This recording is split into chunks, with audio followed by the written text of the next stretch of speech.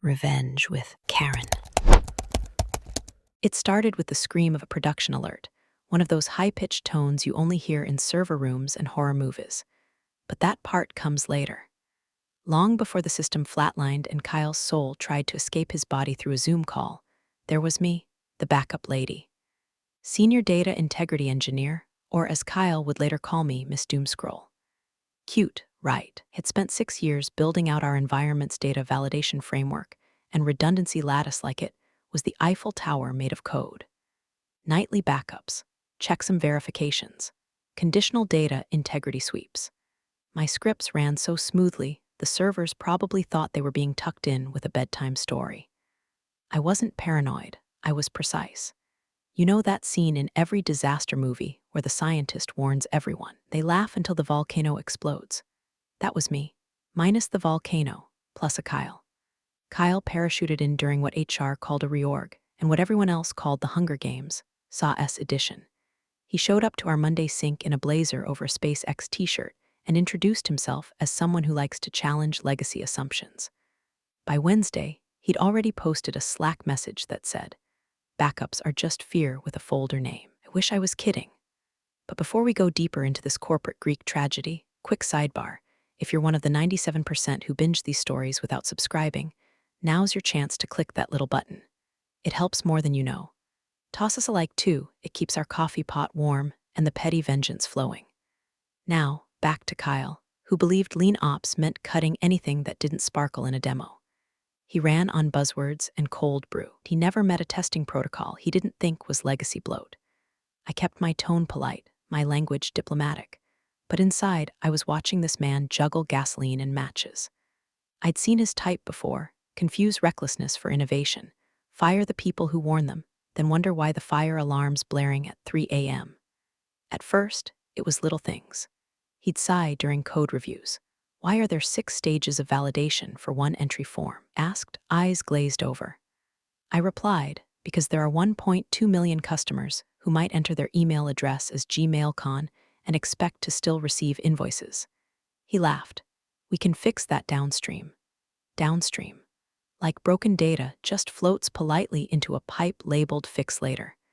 Like regulatory audits care about your metaphors. The real shift happened in our 3rd week together. Had just updated the schema constraints and scheduled a new cross-stable integrity audit for Sunday. Kyle pinged me, asking why our Jenkins pipeline was showing a backup routine at 3 a.m. I told him it was standard. He replied, "Standard isn't scalable." I stared at that sentence for 10 full seconds before closing Slack and reopening a bourbon. It wasn't personal yet, but I could feel the storm coming. Kyle moved like a man who had never watched anything break in slow motion. He mistook quiet systems for simplicity. He saw my backups as relics, not seatbelts. And I knew if I pushed back too hard, I'd become the scapegoat before the goat even had a chance to scream. So I played nice. Outwardly, at least. Inwardly, I started planning. Downloaded the last known good backup. Encrypted it. Stashed it in a personal drive like it was the Ark of the Covenant. Because when the crash came, and it would, I wasn't going to be the one holding the shattered pieces with a confused look and a Slack full of quick fixes. I started tracking Kyle's changes. Not loudly, just documenting. Watching him tinker with production pipelines like a toddler with a Swiss watch. Every deleted test, every shortcut he approved, I logged. And every night, my own system quietly, faithfully, ran the backup he would soon call a waste of server space. Let him think I was old school. Let him smirk. Let him delete. I wasn't trying to win an argument. I was preparing for a resurrection. Because the only thing more powerful than being right is being necessary. It started with a spreadsheet. Isn't that always the way? A simple file, marked efficiency audit, Q3. Kyle sent it late on a Friday, that corporate witching hour when every decent engineer's brain is cooling like a car engine. Spreadsheet had 2 columns, process and recommendation. Next to nightly redundancy scripts, trim or eliminate. Next to multi-stage integrity validator, obsolete, consider removal. I scrolled through it like I was reading a death threat written in Comic Sans. Monday morning, he ambushed me in the war room. That's what he called the team huddle space, as if we were storming Normandy with PowerPoint. "We're looking to streamline ops," he said. "Arms open like a TED talk Jesus. Less fat, more fight. I assume you mean documentation cleanup, I said, keeping my voice flat as printer paper. I mean backups, he replied, and validations. You've built a fortress for data. I'm just asking, do we really need the moat, the drawbridge, the boiling oil? I didn't flinch. We've had 4 near-loss incidents in the last 2 years. 2 prevented by redundancy sweeps. 1 caught by checksum alerts, and flagged by the pipeline validator. If you'd like, I can walk you through them. Kyle rolled his eyes. You're not guarding nuclear codes, Sarah. That was the moment. The moment the unease stopped whispering and started carving its initials into the back of my skull. I stared at him. He stared back, already bored, probably imagining himself on some podcast titled Disruption Nation. No, I said, I'm not guarding nuclear codes. I'm guarding the only thing our customers actually pay for, their data. Paranoia, he said, and smiled like a man who's never lost anything that couldn't be reinstalled. By lunch, he'd looped in finance and the CTO to align expectations. Translation: he wanted permission to start gutting without getting blood on his deck shoes. I sat through the meeting with the practiced stillness of a chess player. When they nodded, just a trial phase, Sarah, relax, I thanked them. I walked back to my desk, plugged in my encrypted drive, and downloaded the last verified, uncorrupted production backup. 4 gigabytes of insurance. SHA 256 hash printed on a sticky note I tucked into my wallet like it was the nuclear code he said I didn't need. I wasn't just backing up data, I was backing up truth. Because once the system falls, everyone suddenly forgets who sounded the alarm. Next week was a demolition derby in slow motion. He started small, removed a secondary schema validation I'd written for malformed billing entries, said it was clutter. Then he disabled the cross-checks between CRM and order tables. It'll speed things up, he chirped. One by one, the traps I'd built for bad data were ripped up like floorboards by a raccoon in a Red Bull coma. I didn't argue. Not again. That only made him louder. Me look like the problem. I just documented, quietly, thoroughly, every deleted script, every permission change, every Slack message where he said things like cleaner pipelines, fewer handrails. At night, I ran tests on my personal environment, replicated what he'd stripped, watched the data twist like a knife without its guardrails. It wasn't just theoretical anymore. He was opening the door to a full-on corruption cascade. One bad input, we'd be bleeding customer records like a stuck pig at county fair. Still, he smiled. Still, he swaggered. Still, he laughed when I suggested a rollback contingency. You've got anxiety dressed up as architecture. He told me in the elevator one day, you should try yoga. I didn't answer. I just tightened the grip on my encrypted drive and nodded like a woman already planning a eulogy. What Kyle didn't understand was this. Backups aren't fear, they are memory. When people forget what can go wrong, it's the backups that remember. I knew the knife had gone in when my Jenkins access failed mid-compile. At first, I thought it was a credential hiccup, token refresh, VPN lag, maybe the cosmic punishment for not sacrificing a chicken to the CI/CD gods that morning. But then the red banner flashed, access denied. Permission revoked by administrator. I refreshed, same. Tried the secondary node. Nothing. My heart didn't even race. It just slowed, like a car coasting into a ditch you saw coming 5 miles back. 15 minutes later, I checked our internal audit trail. Kyle had reassigned my DevOps credentials to observer only. No commit privileges. No pipeline triggers. My name was still listed under senior data integrity, but now with the same access level as an intern tasked with refilling the coffee filters. He didn't tell me, didn't slack. No meeting. Just pulled rank like a bored landlord changing locks and dared me to knock. I sat there, breathing through my teeth, watching the cursor blink like it was mocking me. Then I opened my Notion log, timestamped the event, and started writing. That afternoon, Kyle hosted an efficiency sprint meeting. No agenda, just a digital bonfire. He screen-shared the admin console like a magician doing a card trick, grinning while he walked through every process he'd cleaned. He got to the nightly redundancy backup, my script, my protocol, my line in the sand. He clicked delete with the same smugness you'd use squashing a spider in your bathtub. Legacy systems are where innovation goes to die, he said. A few people chuckled. I didn't blink. Then he pulled up the test suite, my suite. The regression matrix that had once caught a race condition so obscure it nearly lost us 3 enterprise clients in 21. He clicked remove. The confirmation popped up. He read it aloud in a mocking tone. Are you sure you want to permanently delete regression validator suite v5.8? And then he said it, Right in front of everyone, good night, Doomscroll. It wasn't rage. Not the kind you scream with.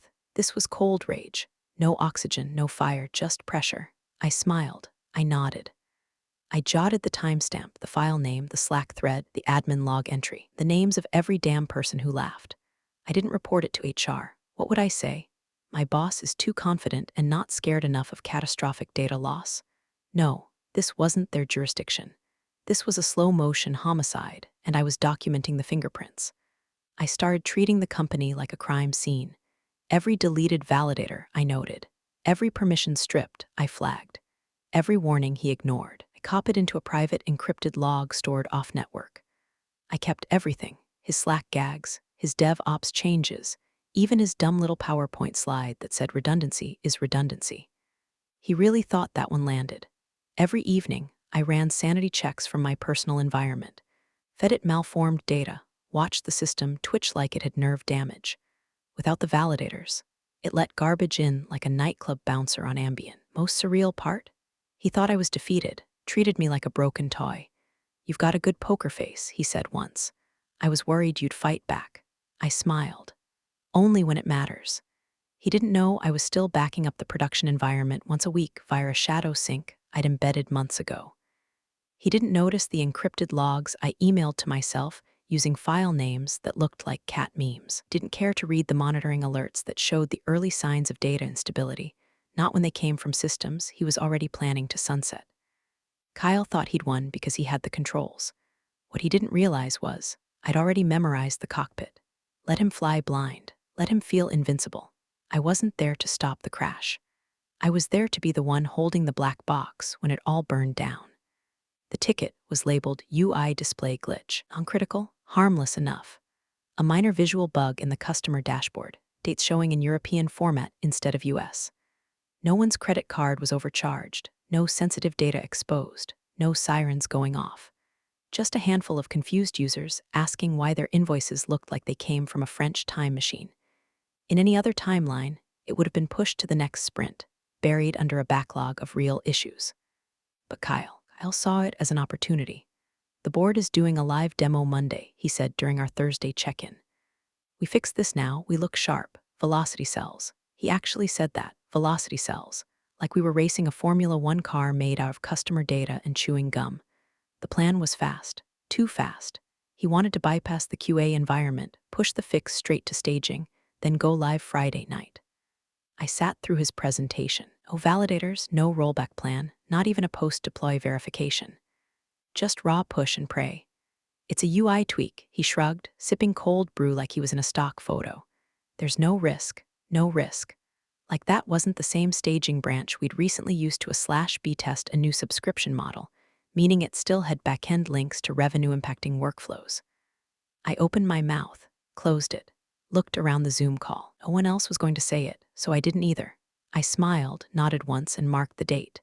He deployed the code Friday at 5:47 p.m., right when the office Slack was going quiet and people were mentally halfway into their Netflix queue. No changelog, no peer review, just a ping in the dev channel, live, cheers. I clicked into the branch. My stomach turned. It wasn't just the UI patch, merged 2 stale feature toggles from an old sandbox fork that had been left in limbo. And worse, he'd done it on the same pipeline he'd gutted 3 weeks ago. No data validation, no type enforcement, no conditional fallbacks. It was like watching someone replace a cracked window by throwing a brick through the whole wall. I could practically hear the code creaking. And still, I didn't say a word. I opened my personal machine, launched the encrypted container, initiated a fresh backup of the entire production dataset as it existed at 5:46 p.m. Labeled it pre-glitch push 546 p.m. prod image back. Ran the hash, printed it, slipped it in my notebook behind my vaccine card, the real kind of immunity. I wasn't there to argue anymore. I was there to remember. That night, Kyle posted a screenshot in the Slack channel, board interface loading correctly, date format fixed, added a fire emoji. "Another win for Agile," he said, but I could see the bleed in the logs. A handful of data anomalies already trickling in from test users, ZIP code misfires, missing timestamps on event logs, a few duplicated entries on new profiles. Nothing catastrophic yet, but the thing about data corruption, it doesn't knock. It leaks in through the cracks you forgot you made. The dread didn't come like a wave. It was a needle, slow, clinical, sliding under the skin with surgical precision. I didn't panic. I made tea. I watched server metrics like a coroner watching vitals. The system was alive, but it was twitching. By Sunday, internal tools were timing out at random intervals. Customer support pinged dev twice about missing fields in ticket submissions. Kyle told them it was just residual cache. He added a clown emoji. I didn't respond. I added another page to my logbook, labeled Quiet Failure Timeline. Indexed everything. Auto-tagged the SHA. Ran another hash on the backup. I didn't sleep much that night, not from fear, but from focus. I wanted to be awake when the wound opened, because I knew what was coming. He'd pulled out the organs and painted over the hole with lipstick and bootstrap, and I was done warning the butcher. Monday, 9:01 a.m. The deploy went live with the usual Slack ping, prod refreshed. UI fix confirmed. Let's have a great week. Kyle tagged it with 3 rocket ship emojis like he was launching a Mars mission instead of a duct-taped patch job. By 9:15, Mars was on fire. It started as a whisper in the ticket system, customer can't log in. Then a second. Then 12. Then a full-on support channel meltdown. Billing info not showing. Can't update profile. My entire account history is gone. Kind of messages that make customer success reps consider becoming park rangers. Internally, our system monitor lit up like Christmas in hell. Error logs overflowed with null reference exception and missing foreign key constraint. Database latency shot from 23 ms to 8.7 seconds. Query queues stacked like dirty dishes. The user table, was dumping malformed entries into the void like it forgot what a human looked like. I just sat there, sipping tea. It wasn't smugness. It wasn't vengeance. It was inevitability like gravity. Like finally watching a drunk tightrope walker fall after an hour of spinning plates and flipping off OSHA. It wasn't if, it was always when. By 9:17, the CTO was pinging engineering in all caps. Why are user records missing? By 9:18, legal had joined the Slack war room. Then compliance. Then finance. Watching vultures gather before the thing's even cold. The root of it all, one CSV import.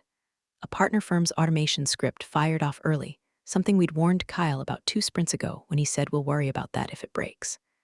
The file had one bad field, one malformed record with a null customer ID and a phantom region code.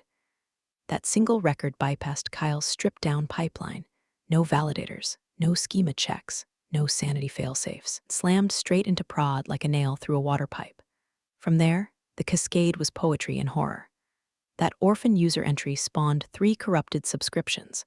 Those triggered a recursive billing sync that tried to charge ghost accounts. Stripe flagged anomalies and halted API calls. The front end started timing out trying to render user dashboards that didn't exist. Our audit trail, stripped of redundancy, naturally, logged just enough to prove everything had been avoidable. At 9:24, subscriptions began disappearing. Not just the corrupted ones. Legitimate, paying customers saw their histories vanish. Kyle was still replying to Slack threads like he could PR spin reality. This is probably just caching issues. Give it a sec, might be transient. By 9:28, someone from board ops posted, the CEO is asking for a call. Now. By 9:30, all hell had made itself comfortable. And me, I hadn't touched my keyboard in 20 minutes. I watched from the sidelines like a ghost who'd already died in this building once and just came back to witness the haunting. Calm, detached, documenting in real time. I noted the exact timestamp the deletion script ran wild and flattened every user profile without a last name attached. I screen captured Kyle's Slack response. We can restore from backup, right? Added it to my encrypted journal under the heading irony. Volume VI. They were scrambling. CTO pacing on camera, CIO half-muted in 3 separate channels, DevOps trying to run a forensic scrape of the DB with tools Kyle had decommissioned. People were clicking, pinging, refreshing, panicking. But the only thing I clicked was a kettle.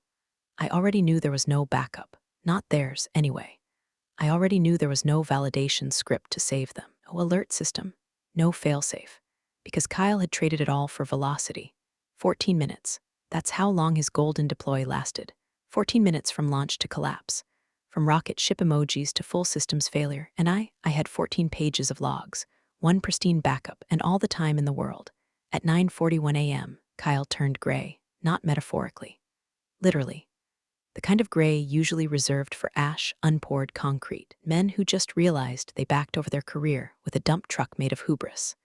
The executive war room filled up fast. The CEO joined with camera off, but mic hot, barking questions like someone was holding a gun to his quarterly bonus. How many users are affected? Is billing down? Can someone tell me why the login page now redirects to an error about missing token exception? By 9:44, CIO was screen-sharing database metrics that looked like a seismograph during the apocalypse. We've got anomalies in over 60% of the user entries, he muttered, zooming in.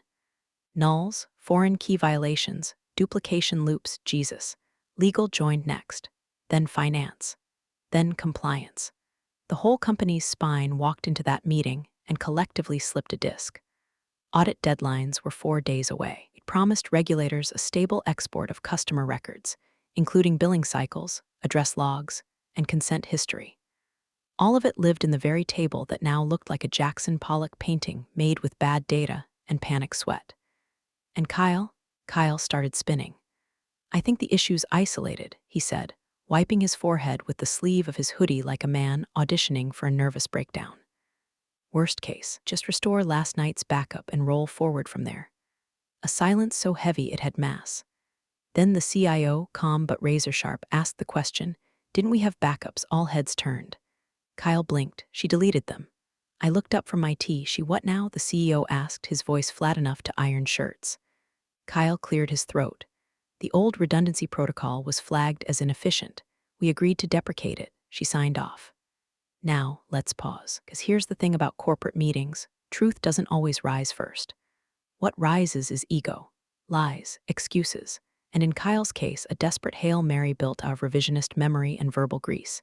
She deprecated the system. The CIO asked, narrowing his eyes. She stopped maintaining it. We made the call together, Kyle said, licking his lips like every syllable cost him hydration. I have the Slack thread, I said, finally speaking. My voice was so calm it scared even me.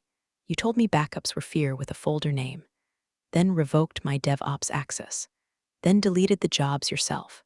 Kyle stammered, that's not how I remember it. I have logs. Legal's ears perked up like they'd heard the word lawsuit in Morse code. The CFO leaned forward. Wait, are you saying there are no internal backups? None at all? Kyle looked around, eyes darting like a raccoon cornered in a flashlight beam. I mean, maybe in staging, but prod was restructured, the CEO repeated, his voice now a surgical instrument. So let me be clear, you deleted production backups before a code push. During audit season, with no rollback, Kyle swallowed. And in that moment, I swear to God, I saw his soul briefly Google how to fake your own death and flee to Belize. Compliance jumped in with a new dagger. We've already sent pre-cert packets to the auditors based on last week's user data. If we can't produce matching output, we're in breach. That's a 7-figure penalty minimum. Plus fines, legal chimed in, now doing that rapid blink thing lawyers do when they realize someone's just handed them job security for the next 3 quarters. Finance, whispered to someone off camera, returned with the final nail. We missed 2 ACH batches this morning. If this data's unsalvageable, our books are toast. Kyle went quiet. I stared at my own blank Zoom square, still muted, still calm, still sipping. Because while they scrambled, blamed, spun, and cracked, I was waiting. Not for permission, not for justice. Just for the right moment. It was 10:13 a.m. when Kyle called. I was sitting at my kitchen table, barefoot, wrapped in an old college hoodie, stirring honey into my tea like I didn't have the fate of a multimillion-dollar data ecosystem in my back pocket. The ring came from my personal phone, a number they hadn't used in 2 years. I let it buzz once, twice, then I picked up. Sarah, Kyle said, voice tight with fake calm like a man rehearsing sincerity in a bathroom mirror. We're in a situation. The board is here. We'd appreciate your support. I said nothing. Silence bloomed like a bruise. You're on speaker, came the voice of the CEO. Crisp, controlled, the kind of tone that precedes either a bonus or a lawsuit. We understand you may have a contingency copy of our production environment. Another long pause. I wanted them to feel it, every second of it, like air being slowly drained from a sealed room. Kyle broke first. I'll admit we removed your old protocols. That was my decision. I believed the system was stable. He was sweating, I could hear it. You can hear sweat when it's the kind that ruins careers. I told her to clear the backups, he continued, his voice wobbling like a Jenga tower. I thought it was clutter. You deleted them, I said, flat as a dropped coin. Another pause. The board said nothing. The tension in that room probably had a pulse. Yes, Kyle said finally, choking it out like spoiled meat. I deleted them. I let the weight of his admission hang. Let every executive in that room stew in the echo of his failure. Then I stood up, walked calmly to my desk, unlocked the drawer, and pulled out the envelope. Inside, one sticky note. On it, the SHA 256 hash of a fully intact, pre-deployment backup image. I didn't gloat, didn't smile. Just pressed the phone to my ear and said, clearly, cleanly, I have a copy. Room on their end went so quiet I could hear someone's chair creak. I gave them the hash. 3F4EB67, A2CB 9140C, 801B6C 84D1D23, F4 ADFA1D 309 E3C5, D6609176 E7, FDA 15A2 More silence. Then a shuffle. Someone typing. It matches our last good control point, the CIO whispered to legal. The CEO exhaled so loudly it clipped the speaker. Terms, I said. Yes, the CEO replied instantly. No pushback, no negotiation. State them. 1. Contractor rate, retroactive to 9:01 a.m. today, senior classification, hourly at my discretion. Done. 2. Non-disparagement clause applies in both directions. If my name is mentioned, it will be with gratitude. Understood. Kyle never contacts me again. Not directly, not indirectly, not through Slack, smoke signal, or telepathy. No one said a word for a beat. Then, faintly, the board chair accepted. I didn't bother asking for bonus. I'd already been paid in dignity, in proof, in the hollow rattle of Kyle's reputation as it collapsed under the weight of his own arrogance. I'll send over the backup. Expect delivery within the hour, I said. It's clean, untouched. Unlike your leadership. I hung up. No goodbye, no pleasantries. Just the click of a line going dead. I sat back down, took another sip of tea, and for the first time in 3 weeks it tasted perfect. By 10:49 a.m., they had the file. I sent it via a private, time-restricted link, encrypted twice, with a 1-hour window to download before it self-obliterated like a spy message in a Cold War thriller. Alongside it, I attached 2 things, the SHA verification doc and a formal invoice. No fluff, no emotional coda, just the facts. Invoice hash D14 MIN001 Consulting Services, Emergency Data Recovery Rate, $375/hour hours. 2. As of 10:45 a.m. Total, $750. Clause 1. Client acknowledges data restoration, relies exclusively on consultants' retained archival processes. Clause 2. Consultant is to be classified as senior independent for all compliance logs. Clause 3. Kyle Thompson shall have no further contact, direct or indirect, with consultant. Any breach of this condition will trigger a $50,000 nuisance fee. They didn't flinch. By 11:07, received a brief message from the CFO. No greeting, no small talk, just funds wired, backup received, restoration in progress. I refreshed my banking app. It landed instantly. Then came the CEO just 3 minutes later. His reply, a single-word email with no subject line, understood.